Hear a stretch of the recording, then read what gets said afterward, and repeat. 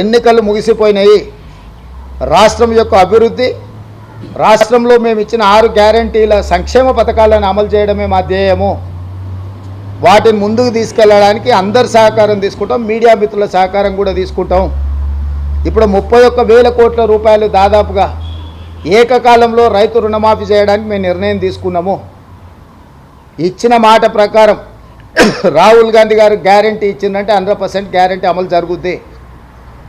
ఆనాడు 2004లో సోనియా గాంధీ గారు కరీంనగర్లో తెలంగాణ ఇస్తాన్న గ్యారంటీ ఇచ్చింది. ఎన్ని ఒడిదొడుకులు ఎదుర్కొన్నా సోనియా గాంధీ గారు తెలంగాణ ఇచ్చిండ్రు. మే 6, 2022 రాహుల్ గాంధీ గారు రైతు రుణమాఫీ చేస్తాన్న గ్యారంటీ వరంగల్లో ఇచ్చిండు రైతు డిక్లరేషన్లో. ఈ గ్యారంటీలను అమలు చేయడానికి మేము అహర్నిశలు కష్టపడుతున్నాము, పరిపాలన దారిలో పెట్టినాము. ఎక్కడ ఎలాంటి గందరగోళ పరిస్థితులు లేవు. మా ప్రభుత్వం వచ్చినాక క్రిస్మస్ వచ్చింది, బక్రీద్ వచ్చింది, శ్రీరామనవమి వచ్చింది, హనుమాన్ జయంతి వచ్చింది, ఇతర పండుగలు వచ్చినాయి. చిన్న సంఘటన జరగకుండా, శాంతి భద్రతలకు ఎక్కడ విఘాతం కలగకుండా ప్రతి నిమిషం మేము పర్యవేక్షించుకుంటూ ఈ అన్నిటిని కూడా నిర్వహించినాము. ఎన్నికల్లో చిన్న చెదురుమదురు సంఘటన జరగకుండా తెలంగాణలో ఎన్నికలను నిర్వహించినాము. అదే ఆంధ్రప్రదేశ్లో 40-50 మంది అధికారులను తొలగించాల్సిన పరిస్థితి వచ్చింది.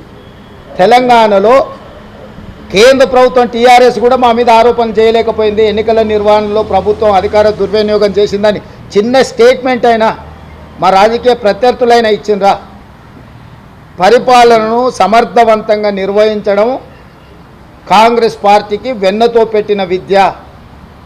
అనుభవజ్ఞులైన మంత్రుల సహకారంతో అద్భుతమైన పరిపాలన ప్రజలకు ఇస్తున్నాము. ఈరోజు ఎలాంటి రాజకీయ ప్రేరేపితమైన కేసులు ఇంతవరకు సింగిల్ కేసు ఏదైనా పెట్టినామా మేము? ఇతర రాష్ట్రాలలో జరుగుతున్న పరిణామాలు మీరు చూస్తలేరా? గతంలో కానీ ఇప్పుడు కానీ తెలంగాణలో అట్లాంటి పరిణామాలు ఏమైనా ఉన్నాయా? చిన్న చెదురుమదురు సంఘటనలు అయినా జరిగినాయా మీరు చెప్పండి. ఏమీ జరగకపోతే బాగున్నట్ట బాగలేనట్ట? బాగున్నదాన్ని కూడా అప్పుడప్పుడు మీరు చెప్పడానికి ప్రయత్నం చేయాలని మీడియా మిత్రులను కోరుకుంటున్నా. 100 ఎలకలు తిన్న పిల్ల అంటే తీర్థయాత్రలు పోయిందంట. సిగ్గుండాలి కేసీఆర్కు. పూర్తిగా సిగ్గు తప్పిపోయింది కేసీఆర్. సిగ్గే కాదు, మతి కూడా తప్పినట్టున్నాడు. దీనికి ఎవరే ఇట్లాంటి పునాదులు వేసింది? ఎవరు? మేమా? 61 మంది ఎమ్మెల్యేలను, ఎమ్మెల్సీలను, ఎంపీలను తీసుకున్నాడు. ఫస్ట్ తెలంగాణ అమరవీరుల స్తూపం దగ్గరకు వచ్చి ముక్కు 3 ఇంచులు అరిగేటట్టు నేలకు రాయాలి, అమరవీరుల స్తూపం ముందర చేసిన తప్పులకు క్షమించమని. రెండవది, మా ప్రభుత్వం వచ్చిన నెల తిరగకముందే ప్రభుత్వం పడిపోతుంది, 100 రోజులు కూడా ప్రభుత్వం మనుగడ సాగించదని చెప్పి కేసీఆర్, కేటీఆర్, హరీషే కదా అన్నది. దానికి వంతపాడింది బీజేపీ కదా. ప్రజలు ఎన్నుకున్న ప్రభుత్వం 65 మంది ఎమ్మెల్యేలను గెలిపిస్తే మెజారిటీతో ఉన్న ప్రభుత్వాన్ని 3 నెలల్లో పడగొడతామని బీజేపీ, బీఆర్ఎస్ రోడ్ల మీద రంకెలేస్తుంటే మరి గాలికి వదిలేయాలన్నా? వాళ్ళు ఎటు చేస్తే అట్లా?